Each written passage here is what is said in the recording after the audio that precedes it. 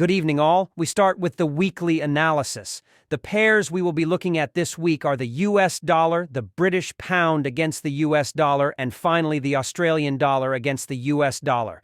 We start with the analysis of US dollar. We are currently on a 4-hour chart, which clearly shows that we are in an upward trend. Last week, the dollar dropped quite a bit as we had interest rate news and stuff. For this week, I expect the price to continue its upward movement from the marked demand zone. Upon reaching this level, we will switch to a small time frame and wait for confirmation. And that's it for the US dollar. The next pair we will move on to is GBP/USD.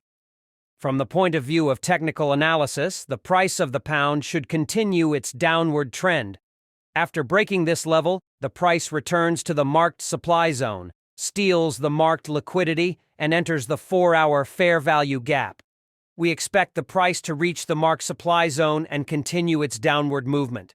When the price is reached, we will wait for confirmation on a small time frame.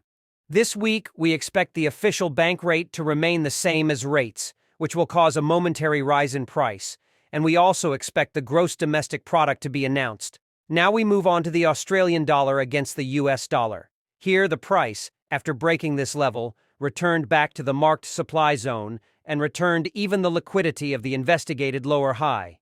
I expect the price from here to return to the supply zone and continue its downward movement. And we will wait for confirmation, of course.